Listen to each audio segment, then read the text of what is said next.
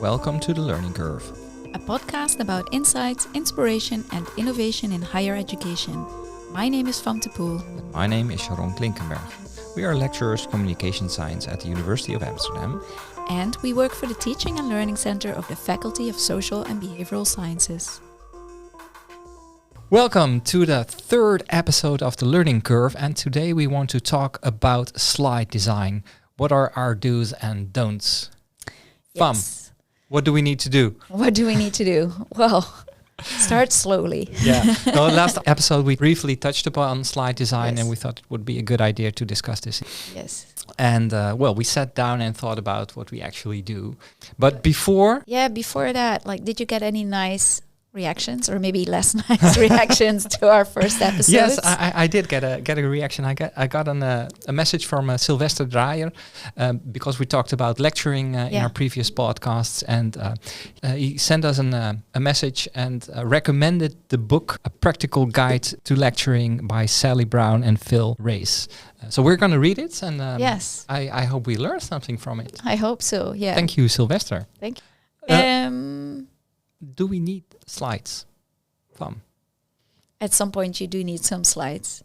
Although I still feel like the best lecture I ever gave was the one where there were technical issues and I couldn't use my slides for the first, I think, 20 minutes of the lecture. So I just had to come up with my story and did that. You and winged it. Yeah, I don't want to say I winged it, but what I did notice is that the students were, all eyes were on me and they were actually paying attention. Ah, that's a good one. Yes. I once had this situation where I lectured and I had the tutorial after the lecture. Yeah. And the student that I had in the tutorials was talking to me and said, well, the lecturer said this and that. Didn't recognize me. Oh. Because in that large lecture hall, you're an ant walking around, and all the students are watching the beamer, so they're not even looking at you. So Yeah. Yes. So from time to time, just turn off the beamer so people look at you. That's also a good idea, indeed. Yeah. And it fits with what we talked about in the first two episodes, to have like a storyline, right? Think about what you're talking about and what the purpose of your lecture is in the bigger picture within the course. And I think that fits well with that the slides are not handouts. No, indeed. So the slide is not basically a book that the students can use to learn for their exam. Although in many cases that still happens when they feel like when it's on the slides, I need to know it. And that's also why they complain when you put less information on the slides, because they panic and they feel like I'm not getting all the information that I need. Yeah. But you don't want to use your slides as handouts. And as one of our colleagues, Penny Sheets, nicely puts it, the slides are your supporters and not the stars. Yes, I think it also fits with our previous podcast where we talked about the story, right? Yeah. The slides are there to support the story. Yes. So the things that you put on there should support the narrative that you're trying to convey. Yes. And that is not a bullet point list of everything you want to say, because it also connects to not being a handout, but it should also not be the teleprompter, right, for you. So, Yes. these are my bullet points that I need to talk about. It's not an auto cue. No, exactly. Right. So But especially when you're a beginning teacher, I can totally imagine, because I did the same. You use the slides. They're like your, you use the slides to know where to go next. Yeah, you So hold on, to the slides and then okay. But sometimes, especially in the beginning, I remember times where I didn't even know what the next slide was going to tell me. Yeah. That was also before I knew or could use the presenter view. Yes. and that of course you can use the presenter view to put your bullet points in it. Exactly. And don't show it to the students. Yes, but then you indeed. still see what you want to tell your students. You still see the keywords to your story that you're telling. Yes. And I also see this go wrong where you have the presenter view on the beamer and the correct view on your monitor. Yes. It always goes everywhere. Yeah. But that helps indeed, yes. And I think, what you're saying about fading to black, and I had the same with my students where I just talked about this topic and they were actually listening to me instead of making notes of everything that was on the slide, and they were actually listening. And that's kind of the story that we want to tell, that we think about before, and it's kind of the experience that we create in this lecture hall as well. It's important that it's not just a teacher repeating everything that they can read in the book and that they can read on the slides, but a teacher that's creating an experience that helps students learn. Yeah, so it's designing not per se the slide itself, but it's designing the experience of the lecture and what you're going to do there. For me, that is also the moment where you can engage and have a conversation with your students. Sometimes you need to fade to black to do that, but for me, I also use the slides as support for illustrating concepts. So, for example, animate the things that I want to convey. So we have special animations or a video and some things that you can tweak in the presentation, and you have something to discuss and to talk about in the lecture with your students. So those kinds of discussions you can have with students. But I think in a broader sense, you mean that the main thing to focus on when you have to give a lecture, it's not designing the slides. Don't put all the energy in designing the slides, but put all the energy in the story and the experience that you're creating in those 2 hours. And one part can be slide design, but more importantly is what do you show on your slides as support for the story that you're telling, and when do you show this? Indeed. Also, what we talked about was it's not just a lecture, right? It's also for the tutorials. Every time you need to convey information, to convey concepts. It holds true for tutorial as well as for the large lecture. And any presentation, of course. Essentially. Because sometimes you don't even use slides, right? You just go for the interactive tools. I use interactive tools like WooClap or Mentimeter. Well, I do design slides, but I then export them into PDF and use them on my iPad Pro. And then I can actually make real-time drawings or just start writing. You know, a blank page, and I ask my students for input and I write it down and then we discuss that. And so it's much more interactive than just seeing bullet points on a screen. And have you also experimented with students being able to add stuff to that? Not yet. I find that a bit scary with me too. I've more seen than 500 students in a lecture hall. I do ask them, and sometimes they do that. Some students actually do come up on stage, kind of. But I also do this actually in tutorial groups where they can actually come to the front of the room and add some content themselves. Yes. Right? That's also part of the experience. I've seen the lecture of David Kellerman where he is teaching 800 students and using one note to have students add content to everything that everybody sees. And I'm like, oh, that's cool, but very, very scary. Also, Yeah, because when I use WooClap, for example, so I ask a question. Quizzing application, right? Quizzing application. I ask students a question. Sometimes I have an open question, and there's so much output from them. Like I cannot discuss all of that. So I'm a bit scared of what would happen if I would do that. Okay. It would be a cool experiment. One of the things that I see often is slides being filled up by so much information. And we talked about this, the overload that you can get with the amount of information that you put on your slide and you're talking about. So this is something I try to minimize.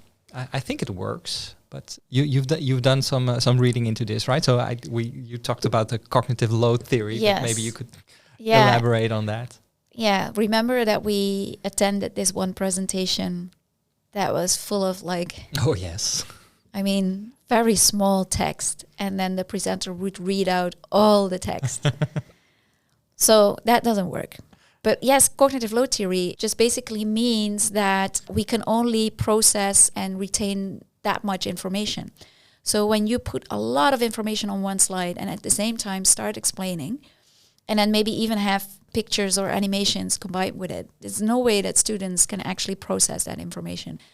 And there's so much that you can just tell your students without putting it on slides. So sometimes you don't even need the slide. But what you want to remember here is that a combination of a picture with text works really well. And spoken text even works better than written text. So basically, if you have a part of your story, there's an explanation, you could try and show a picture that relates to this and then tell your story. What you want to prevent is having the same story that you're telling exactly like that on your slide as well, because it doesn't add anything. And this comes back to the slide not being a handout, right? Exactly. So yes. If exactly. you view it as a handout as a teacher, then you're going to do this because you think, well, Of course. they need to have this information. So Yeah. Yeah. And, are there ways to separate this? So do you make a separate handout for your lectures and a separate lecture slides? No, I don't do that. I do have the presenter view. So when I do need some notes, I have the outline in the notes. But it really depends on what I'm teaching. Is it a tutorial? Is it a lecture? But most of the time, the story is in my head.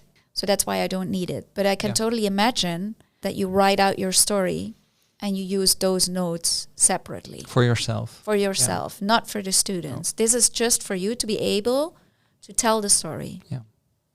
But I think when you look back to our previous podcast and when we talk about this story is also more than just repeating what's in a book or in an article. It's really more the in-depth discussion. Indeed. Yeah. And that is something that you don't always need notes for. It's more kind of an open discussion that you try to have with your students. Yeah. And then a simple outline for yourself that shows you the story, the important topics that you want to address in a tutorial or a lecture or a scientific presentation helps already. Yeah.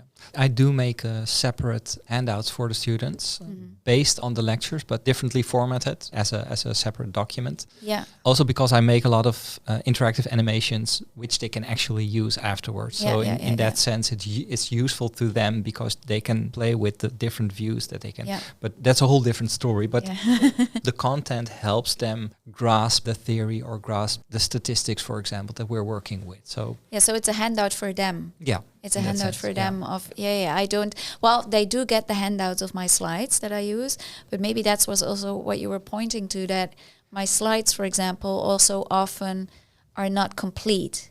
They miss information because if I would put everything on there, that would give away everything. It would be a book. It would be a book, basically. Yeah, maybe I should write a book. No, but for example, I leave blanks that they fill in themselves during a lecture. Yeah. So in that sense, they get. But still, I find my lecture slides change every year. Mm-hmm. So I'm starting again with in September, and I have 22 lectures until end of November, and I will change it again. And I do that every year, not completely, but every year I find, okay, I could leave this part out. I can just talk, and they don't have any information on the slides. Yeah, so it's a work in progress. It's a work so in for progress. me too. So the lecture preparation is also reviewing my previous lecture from the year before. I always use the lecture recordings for that to watch at double speed. So what did I say? And yes, exactly. Take me about an hour. I don't do it for all 22 lectures because that's just too and much. Then I tweak what is necessary. Yeah, exactly. How much time do you spend on lecture on the slide design? Well, I used to spend a lot of time on slide design. I used to. You learned your lesson. I learned my lesson. I think I did that also to compensate for a certain insecurity. Mm-hmm. Because I just like it when something looks nice as well. That's another reason. But I think mainly because then I could focus on something I was comfortable with, and maybe, feeling less comfortable with, I have to talk to students for 2 hours. And that's about lectures, right? Yeah. In general, I tend to spend too much time on slides, and I'm trying to change that now because it's really more about the content. It isn't about what it looks like. Indeed. Yeah, I try to separate out the design part and the content part. So you always have in PowerPoint, for example, the ability to tweak the template. Yeah. So I sometimes spend a lot of time once a year, for example, to update the templates to make that pretty. So I have something that I can reuse all the time for making the slides. You can just focus on the content and not per se on how it looks. I think a lot of people spend way too much time trying to make it pretty. Yeah. And then you have to think to yourself, what is this adding to the student's learning process and to the didactics? And is it really adding something? Or could you rather spend that time on thinking about how to change the experience of your lecture and maybe having more attention to interactive elements in your class, etc. Yeah. I did learn today from our colleague Ivana Banks, who's working in a team for AI in education right now. which we haven't talked about. We haven't touched upon AI yet in our podcast. Not yet. Anyways, she was working on a presentation, and she had this really nice way of working on it where you could use a speech-to-text AI program where you just talk about what you want to discuss in your presentation, then have that translated to text or transferred to text, then enter that in ChatGPT and ask for it to summarize it in bullet points, and then ask to export it to PowerPoint, Microsoft PowerPoint. Yeah. And then it gives you really nice slides, including slide design and like pictures that match the content, etc. So you don't even have to spend that much time anymore on slide design. I will have to ask Ivana to give us a video on that. Yes, exactly.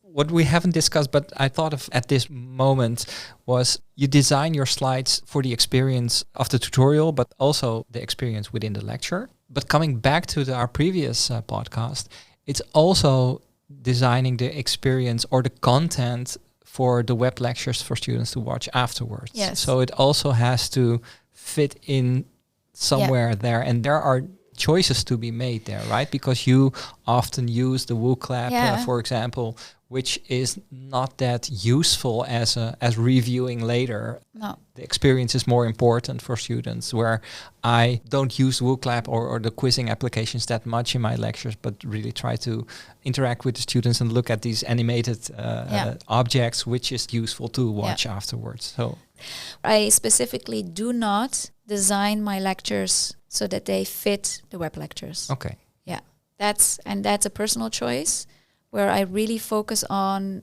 what they're doing in class at that moment, because they need it immediately for a tutorial right after that. There's enough content in there that students can still revise afterwards. So it's not that I'm constantly interacting with a quizzing tool, but I specifically design it for that moment. Yeah. And I design for both. So exactly, I try to make sure that in the lecture, students have useful information, but also the way it is recorded is useful afterwards. For both, there's something to say, of course. It's a choice. It's a design choice for your course. And that is the main takeaway, I think, that you have to, just like last week, you have to think about what you want to design and what you want to experience for your students to be. For the tutorial specifically, more often you don't need slides than you do need slides. Oh, that's a good one. Yeah. Because much of the information that you're sharing during a tutorial is practical information or an example. And oftentimes you really don't need a slide for that. No, I've seen the examples from this where the slides contain information from the readings that the students have with all the main things. So make sure to think about this, and then the students, they want to look at the slides and are not reading the document that they actually need to read. Exactly. So I think this is the end for this podcast, and we had a take-home message for for the final words of this podcast, right? Yes, it is. Think before you slide. Oh, amazing! Awesome. Yeah. So I just want to summarize the 3 points basically that we focused on. That you think about whether you need the slides for what you're doing. Think about the experience that you're designing for the context in which you are using it, and think about if you use slides, how to design them. So think before you slide. Awesome. See you in the next one. Yes. Thanks for joining us for another episode of The Learning Curve. Produced by the Teaching and Learning Center of the Faculty of Social and Behavioral Sciences at the University of Amsterdam. Our music was provided by Peter van Dijk. For more information, find us wherever you get your podcasts.